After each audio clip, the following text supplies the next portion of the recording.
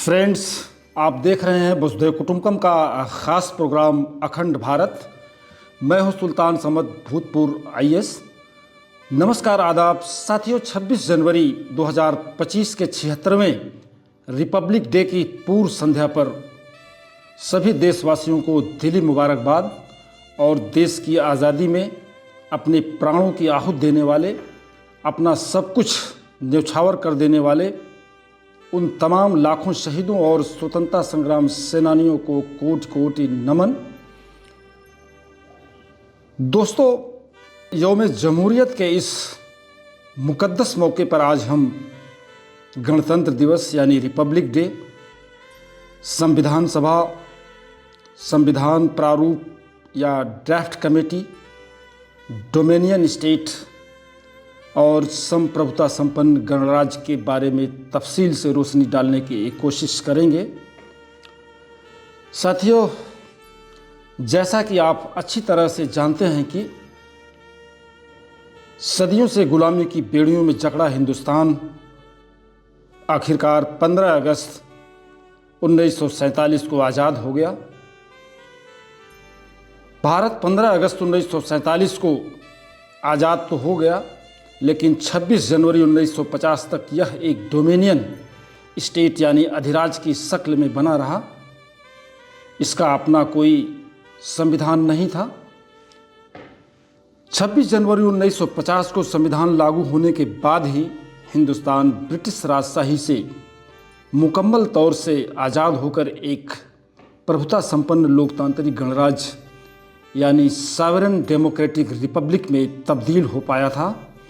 आज़ादी के बाद 3 साल तक भारत एक डोमिनियन स्टेट की शक्ल में बना रहा। 26 जनवरी 1950 को संविधान लागू होने और भारत को एक संप्रभुता संपन्न लोकतांत्रिक गणराज्य घोषित करने की वजह से ही हर साल 26 जनवरी को रिपब्लिक डे की शक्ल में मनाया जाता है। दोस्तों, तारीख पर नज़र डालने से मालूम होता है कि सेकंड वर्ल्ड वार के खात्मे के बाद साल 1946 में ब्रिटेन के प्रधानमंत्री एटली ने भारत में एक 3 सदस्यीय उच्च स्तरीय शिष्टमंडल भेजने की घोषणा की थी। इस शिष्टमंडल में ब्रिटिश कैबिनेट के 3 सदस्य Lord Pethick Lawrence, sir Stafford Cripps तथा एवी अलेक्जेंडर शामिल थे। मंत्रियों के इस दल को कैबिनेट मिशन के नाम से जाना जाता है। इस कैबिनेट मिशन को विशिष्ट अधिकार दिए गए थे। इसका प्रमुख कार्य भारत को शांतिपूर्ण सत्ता हस्तांतरण करने एवं भारत के लिए एक संविधान निर्माण करने की संभावनाओं और उसकी प्रक्रिया को तलाशना था। साथियों, इस संदर्भ में सबसे पहले आज हम भारत की संविधान सभा और ड्राफ्ट कमेटी यानी मसौदा समिति के बारे में रोशनी डालने की कोशिश करेंगे। कैबिनेट मिशन की सिफारिश पर तत्कालीन वायसराय लॉर्ड वेवल द्वारा 6 दिसंबर 1946 को संविधान निर्माण करने के लिए एक संविधान सभा का यानी कॉन्स्टिट्यूएंट असेंबली का गठन किया गया था। संविधान सभा ने संविधान निर्माण के कार्य को पूरा करने के लिए मुख्तलिफ 22 समितियों का गठन किया था, जिसमें प्रारूप यानी ड्राफ्ट कमेटी सर्वाधिक महत्वपूर्ण समिति थी। इसे संविधान सभा की अन्य समितियों की सिफारिश पर या उनके द्वारा पेश की गई रिपोर्ट के मुताबिक भारत के लिए एक नए संविधान का मसौदा यानी ड्राफ्ट तैयार करने की अहम जिम्मेदारी दी गई थी।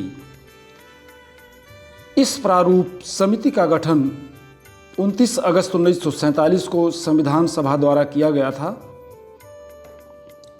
30 अगस्त 1947 को प्रारूप समिति की पहली बैठक में डॉक्टर BR अम्बेडकर को समिति का पहला अध्यक्ष तथा अल्लादी किसरा स्वामी अय्यर, KM मुंशी, VL मित्तर, DP खेतान, मोहम्मद साबदुल्ला और गोपाल स्वामी सहित 6 लोगों को इस कमेटी का मेंबर चुना गया था। 15 अगस्त 1947 को भारत के आज़ाद हो जाने के बाद भी संविधान सभा न सिर्फ संविधान निर्माण के कार्य में लगी रही, बल्कि पूरी तरह से स्वतंत्र होकर, आज़ाद होकर संसद की तरह भारत के लिए समय समय पर नए नए कानूनों का निर्माण करने के साथ साथ महत्वपूर्ण फैसले भी लेती रही। डॉक्टर भीमराव अंबेडकर भारतीय संविधान की रचना के मुख्य वास्तुकार थे। शायद इसीलिए उनकी दिगर खिदमत के साथ साथ उन्हें 1990 में भारत के सर्वोच्च नागरिक सम्मान भारत रत्न से नवाजा गया था। प्रारूप समिति ने 2 वर्ष 11 माह 18 दिन में संविधान निर्माण के अपने गुरुतर दायित्व को अंजाम देते हुए संविधान का अंतिम मसौदा 4 नवंबर 1948 को संविधान सभा को सुपुर्द किया था। संविधान सभा ने 26 नवंबर 1949 को संविधान के इस ड्राफ्ट यानी मसौदा को अपनाते हुए 26 जनवरी 1950 को इसे संपूर्ण भारत में लागू कर दिया था। 26 जनवरी 1950 को संविधान लागू होते ही भारत अब एक डोमिनियन स्टेट से एक सॉवरेन डेमोक्रेटिक रिपब्लिक यानी संप्रभुता संपन्न प्रजातांत्रिक गणराज्य में तब्दील हो गया। इसीलिए 26 जनवरी को हर साल रिपब्लिक डे यानी गणतंत्र दिवस के रूप में मनाया जाता है। साथियों, आइए अब हम देखते हैं कि डोमिनियन स्टेट का क्या मतलब होता है। डोमिनियन स्टेट किसे कहते हैं? साथियों, डोमिनियन वर्ड लैटिन वर्ड डोमिनेस से निकला है, जिसका मतलब होता है स्वामित्व या किसी की अधीनता स्वीकार करना। दूसरे अल्फाज में अगर कहें तो इसका मतलब होता है स्वराज, अर्ध स्वराज या अधिराज। ब्रिटेन ने इस वर्ड का इस्तेमाल उन देशों को संबोधित करने के लिए किया था जो देश पूर्व में ब्रिटेन के उपनिवेश थे तथा कुछ वक्त पहले ब्रिटेन से आज़ाद होकर एक आज़ाद देश के रूप में कार्य कर रहे थे। लेकिन इन देशों का अपना राष्ट्र प्रमुख सिंबॉलिक रूप से नाम मात्र के लिए ब्रिटिश क्राउन ही होता था। सरल शब्दों में कहा जाए तो डोमिनियन स्टेट ब्रिटिश साम्राज्य के अंतर्गत आने वाले उन देशों को कहा जाता था जो ब्रिटेन से आज़ाद तो हो गए थे, लेकिन अपनी भक्ति और अधीनता को प्रदर्शित करने के लिए ब्रिटिश क्राउन के प्रति सम्मान और निष्ठा का भाव रखते थे।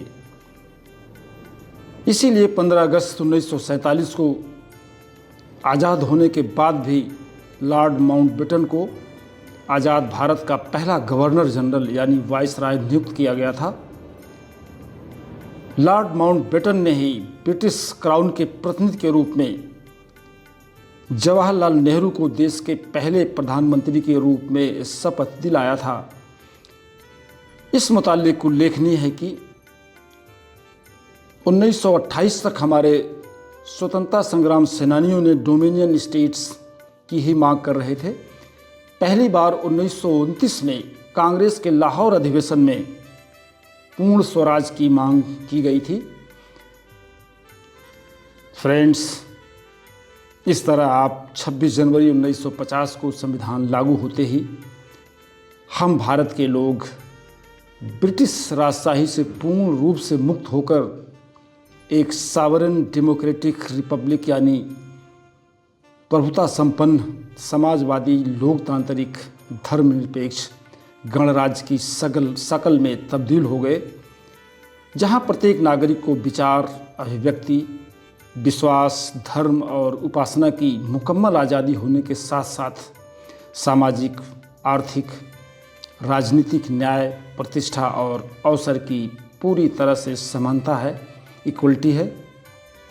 ऐसे में हम सभी नागरिकों का परम कर्तव्य है कि हम लोग राष्ट्र की गरिमा, एकता तथा अखंडता को मजबूत करने और उसके समस्त नागरिकों के बीच बंधुत्व, आपसी सौहार्द और भाईचारा बढ़ाने के साथ साथ अपना सब कुछ न्यौछावर करते रहें। यही देश और देश की आज़ादी के लिए शहीद हुए उन लाखों लोगों और दिगर फ्रीडम फाइटर के लिए सच्ची श्रद्धांजलि होगी, खराज अकीदत होगी। दोस्तों, मुझे उम्मीद है कि आप अब अच्छी तरह से संविधान सभा,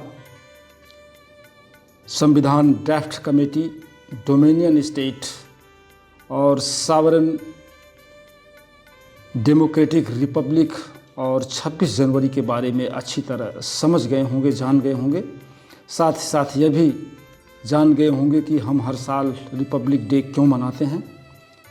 दोस्तों, अगर आपको ख़ास जानकारी मिली हो तो इस वीडियो को लाइक, सब्सक्राइब और फॉरवर्ड ज़रूर करिएगा ताकि और लोग भी इस अहम जानकारी को हासिल कर सकें।